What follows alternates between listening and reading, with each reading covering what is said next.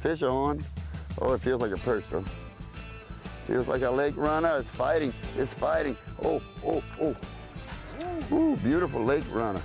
Welcome to Castin Cajun. I'm your host, Tony Fontenot.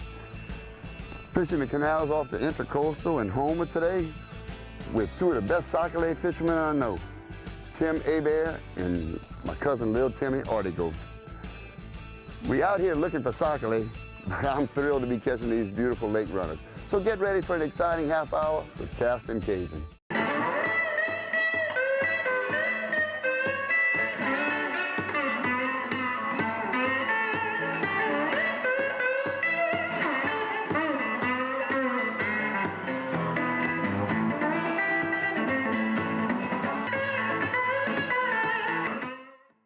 Castin Cajun is brought to you by Thibodaux Regional Medical Center for expert, compassionate care.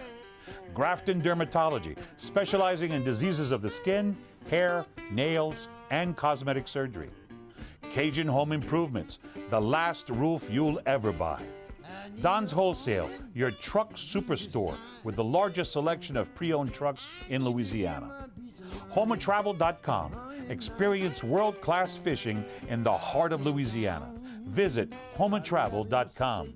And by Tony Sacheries, makes everything taste great.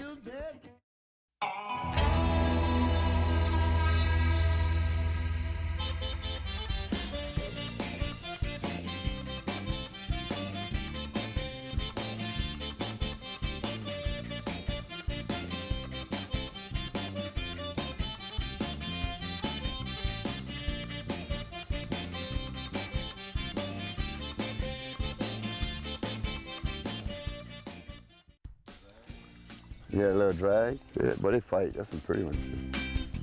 Mais là, toi t'es tout le temps fâché. Ça fait que j'ai composé ces chansons pour toi, cher. Maybe. Maybe. No.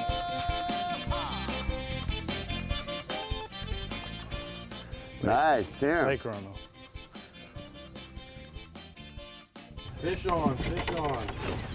Another big lake runner. Good deal. This is Tim Hebert's lake runner hole. He was supposed to put us on Sac-Au-Lait, but he definitely put us on the lake runner. 2 weekends ago when it was cooler, we were catching with lake runners. Yeah, fish on in the back. That's usually what you call a throwback lake runner. Yep. Yeah, right. That's because all you guys keep is Sac-Au-Lait. You don't miss Sac-Au-Lait. Yeah, I miss. Yeah, if I miss him, it's probably a perch. That was a Sac-Au-Lait. Tell the way he hit it. I know that was a Sac-Au-Lait because when he hit it, he made the cart actually come up and not go under the water.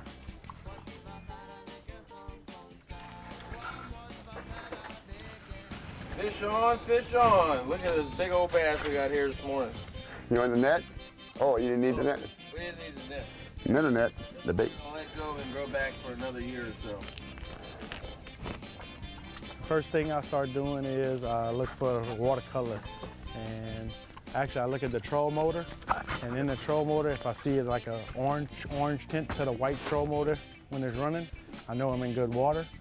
And then after that, I pick the bait I'm want to use, which today I chose redhead hook, 16th ounce, spring minnow made by Bass Assassin, a crappie psychic, chartreuse, and then actually the new little pink crappie ammo, which I tried out Saturday and I did well with this bait right here. And I found they were about, I guess around a little over 2 foot deep. That's what I started out this morning, which I'm about to start changing up, because we're gonna see. Well, I hate to interrupt you, Tim. And there's nothing crappy about that ammo or the trailer, but they've been arguing, Tim and Tim have been arguing about who's going to catch the first Sac-Au-Lait. And look, neither one of the pros got it. On his bait, though. He did rig me up. He did rig me up. So here's the first Sac-Au-Lait of the Sac-Au-Lait show. We've been smoking the lake runners since before the camera even was taken out. Well, they wouldn't start biting till about right here, Saturday. I just wanted to get everything going before we actually got to this part of this canal. He had it all planned out. What so, you know, get all the little tricks rigged out. Not huge. Good job, Toby. Tony. not not huge, but good. First thing in the morning when I come out here to go Sac-A-Lait fishing, I kind of analyze the water conditions. If the water's got a little bit of stain, which that's what I prefer to fish in instead of this thin clear water like we're fishing here today. I typically go with the dark colored bait that's got a chartreuse accent, black or blue. You can naturally see it the darkest down in any stained water. So if the water's got a little stain to it, to be able to see it. And then the chartreuse, you know, is good in stained water also, but I find in clear water it works good. So this bait right here is my ultimate favorite. It's a black and blue triple tail grub. You can find them at almost any convenience store that sells the baits, or Sanji's, Academies, anywhere like that. I start off with about a 2.5 feet depth, and then I kind of change depending on where the bite. If I'm getting perch bites, you know, and I'm not catching any Sac-A-Lait, I might take the depth down a little bit, pull it off the bank. You know, I'll start by casting 1.5, 2 feet from the bank. I'll work my bait all the way back to the bait and try to find the zone where I'm just targeting Sac-A-Lait and not just catching perch. Well, they're telling you what they do when they start Sac-A-Lait fishing and before they start Sac-A-Lait fishing in the morning. But what I do before I even get out there, I call Tim Ortego or Tim Hebert and ask them what I should be doing. Is it a Sac-A-Lait? Is it a Sac-A-Lait? Yes, it's Sac-A-Lait. All right, we got a Sac-A-Lait over here. 2 Sac-A-Lait, all right. Huh. Tim Hebert was saying, we get further down, that's where the Sac-A-Lait are, and look at that. Tim and Tim both get the Sac-A-Lait at the same time. I mean, I'm not gonna say that I don't have to rub in that I caught the first Sac-A-Lait, but they caught one at the same time. Happy Psychic Ammo getting it done.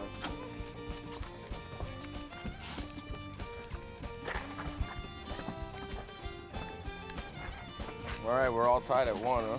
Yeah. Uh-oh, sound like one. Little bass, I think. Nope, Sac-A-Lait, little one. You'll eat though. Look at that, in the back of the boat, getting it done. This is a little nice one. And maybe it's a lake runner though. Nope, Sac-A-Lait. Cool, that's a nice one, Tim. It's a little deeper, Tim. What I'm figuring out is it's starting to, the sun's getting a little bit higher in the sky, it's getting a little bit later, and we had the right part of the canal, so we're starting to catch them. I don't want Tim and Tony to hear this, but I'm figuring out I'm gonna get Tim. Hey, cuz, do you see what he's doing right there? I think he's seeing where we're catching one, and then he's hurried up and casting 2 times before we get another chance to cast back. Hey, look, I stuck him in the back of the boat so we'd have an advantage. He's got to walk up here to the ice chest every time he catches one. So we should be able to make more casts than him, and one of us should be able to win this competition. Cousins. You know what they say, blood is thicker than water. That one's pulling drag. What you got, cuz? That's one. That's one. Yeah. What we're looking for. See if I can go catch his older brother. Nice Sac-A-Lait right there. Catching up to the guy in the back. Sac-A-Lait. I saw the way he sucked it under. Those perch stick it under quick. But nah, I bit like a Sac-A-Lait and it's a little bitty perch. What? Boss, you should be arrested for impersonating a Sac-A-Lait.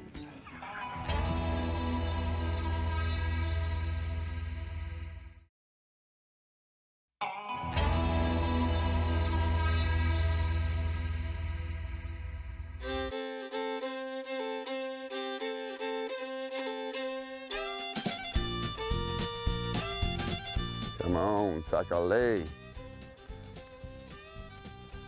Like Tab Benoit says, Sac-A-Lait fishing on Whiskey Bayou. Here it is, here it is. In fact, There you go. That's what we're looking for. look, they've been catching all those numbers, getting the little ones out the way for me. So, let's see if I can get it. That's the kind we're looking for. Yes, I it think is. we'll let Tab Benoit take us to a commercial break. Oh, Tim's got one too. Hebert, that is. So we'll put them both in the box at the same time. Come on, Tim. Doubling up. Let's show the viewers what we got. It's like twins. Oh, the Kaisik's starting to look pretty good. Thank you, Lord. Thank you, Lord. Thank you, Lord. My prayers are answered. I didn't make no change. I stayed the course how I caught them Saturday, hoping it would heat up, the water would heat up, that they would just come around to it, and I think they are. Here's another one. See, Tony Think I got another good one. off that bait. I mean, Nope, small one. We'll let this one get bigger. Goodbye, little buddy. I've been deer hunting, so I ain't been Sac-A-Lait fishing too much, and I just started Sac-A-Lait fishing basically 2 weekends ago, and I came and I tried everything that weekend. I only caught 14 all weekend, but I tried every basically bait in my box. And I found this was it started working towards the end, and I came back last Saturday, and actually we caught 62 of them. So it's been good. So I'm gonna keep with the same bait. I think that's what they want right now. And I think we're gonna come around. They took my psychic. Yeah, what Tim Hebert. There you go. Oh, I got a nice bluegill. What Tim Hebert was saying a while ago about the bait he's using, he's right, because a while ago I switched to a really good bait that Elliot Gowdy uses, a triple tail in a popsicle color. And I was catching perch for a while, but the bait Tim's using, the best. So I guess he's telling the truth when he says he tried them all. Now, if you doubt what I'm saying about these two guys being really good Sac-A-Lait fishermen and consistently good, just follow them on Facebook. You see pictures all the time. Beautiful Sac-A-Lait. Another fella angler over here. Now, Tim, I noticed you real erratic with you give it a good jerk when you working that cork. A lot of Sac-A-Lait fishermen I know just barely move it like that, but it seems to be working for you. For the most part, I found Sac-A-Lait hit a bait on the fall. So I give it a good jerk to bring it up to the surface, and then it has further to fall. And that's when once that bait hits to the right depth, that Sac-A-Laits will come up from underneath and hit it. And it'll make you actually, your cork float most of the time, and you set the hook. Show him how you work it, Tim. Another thing, that little cylindrical shaped cork, instead of a fatter cork, goes through the water a lot easier with the way you're working it. Doesn't make as much a resistance as a fat cork like I was using earlier. My theory, on a bluebird day like today, high pressure, the fish are already going to be biting a little bit skittish. If the sun is facing like it is today and it's kind of shining towards that bank, then fish don't like to look directly into the sun. So even if on a weekend before he might have caught them on this bank, this might have been the right bank with the cloudier type skies. I'm thinking today that this side where the sun's not facing directly to the bank, the fish will be looking away from the bank and better chance of getting a bite on our lures. But then with us looking into the sun, it'll be harder for us to see the stopper, but we can make that work. Yeah, but an old man always told me, if you're looking into the sun, you always catch more fish than if you're looking away. Well, let's look into the sun. Okay, let's try it. There's a fish right there. Sac-A-Lait. I knew that was one the way he bit. He just sucked it down. Now, Tim and Tim never met in person until yesterday. And this is the first time they fished together. They know each other from, Triple, look at them, triple. pulling in Sac-A-Lait, triple. They know each other from Facebook because they're always posting pictures of all their Sac-A-Lait. Oh, wait, what's up with this? Wait, why is mine smaller? I think you gotta throw yours. I have to put mine closer to the camera. No, I'm gonna keep him. I'm gonna fillet him. But they're both very competitive, and I kind of like to let my guests catch more fish than me, so we're gonna see the battle between the Tims. See on Tim's Facebook post, he has all them lake runners and stuff to make his bites chest look bigger. All mine Sac-A-Lait. It's just straight Sac-A-Lait. That's how I like to roll. Well, before we let Cousin Timmy respond to what Tim Hebert just said, here's a word from our sponsors.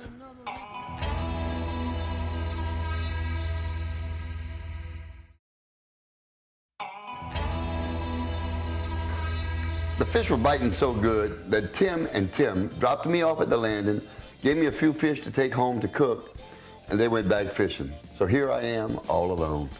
I'm going to show you a way to prepare Sac-A-Lait that's both healthy and delicious. Normally we fry Sac-A-Lait, but today we'll do something different. The way I clean Sac-A-Lait, you can distinguish it from other fillets because we have this little piece here that goes under the rib cage. When you fry it, that's my wife's favorite piece. She goes in the plate and breaks the little tips off and eats them. I like every seasoning that Tony Sassery makes, and I'm swap around for a little variety. My favorite is usually the bold because I like cayenne pepper. I like a kick, but since I have a jalapeno in here and I left some of the seeds in it, I think that's enough kick. I'm going to use the more spice. Like little Tony, the grandson of the original Tony Sassery, who you see on the can, tells me you put seasoning until you can see it on the meat. We have a variety of vegetables. We have onions, red, yellow, and green bell peppers, jalapenos, garlic, celery. I think I covered them all, and slices of lemon. Now I'm going to take some of the vegetables, put it over the fish. Then I have some sliced baby portobello mushrooms, lemon slices. Lemon is always good with seafood. Then we cover it with some aluminum foil. And then we're going to put it into a 425-degree oven for about 20 to 25 minutes. The food's been in the oven for about 11 minutes. If you want the healthy version, the heart-healthy version, you would just leave it in 20 to 25 minutes. It'll be delicious. But since I'm just making a transition from normal Cajun food to healthy food, I'll show you what we're going to do.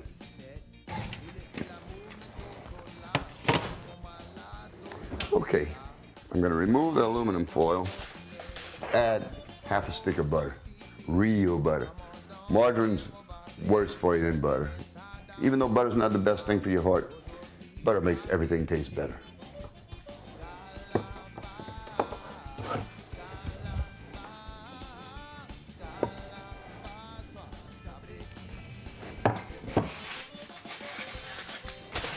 I think I'm going to just leave the foil off.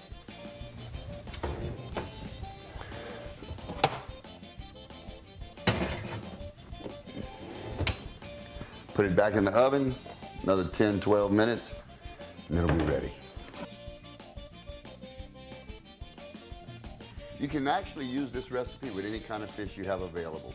Try it and let us know what you think. Get him, Tim. You want to stop right here for a minute? Yeah. And that's why I like fishing with 8-foot rod. You can take these big slabs out with no net. Get him, cuz. That's pull and drag. It's pull and drag. That looks like one. Oh yeah. Oh, I like that that dismount or whatever you want to call it. See? Right side of the canal. Yep. Yep. You were right, Hebert. We just tricked them into fishing the other side so we can get a couple more fish on them. There you go. Strategy. I know Sac-A-Lait normally spawn when the water reaches around 68 degrees. Now, I've always heard that they spawn on the full moon. Is that what you believe too, or? So much for the moon, not so much. I think it has a lot to do with water temperature. Water temperature more. Water temperature dictates fish when they go bed. I guess on a full moon they probably have more that come up and spawn. Well, what I was told is full moon is when, like, not only Sac-A-Lait, but bass, all fish, speckled trout and all too, that they full of eggs, and then every full moon is when they spawn. I could be wrong. Because the full moon just passed and it's still full of eggs, so they would have to wait a month. Yeah, well, and the water was 70, was up around 70 degrees. So.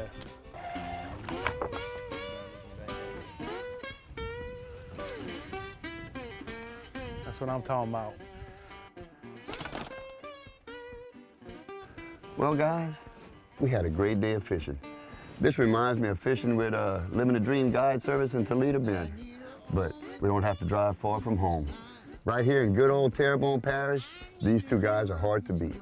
As always, we have to give a special thanks to our military, both our active troops and our veterans. We love you, appreciate all you've done for our freedom. So until next time, keep on casting. After an afternoon of playing poker and drinking at Rox's bar, Boudreaux and Thibodeau were walking home, and Thibodeau notices a compact on the sidewalk. He picks it up, looks in the mirror, says, this guy looks familiar. Boudreaux said, let me see that. He says, you dummy, that's me. Now it's true, I've been accused. That's what you get for laying down with fools. But now at night,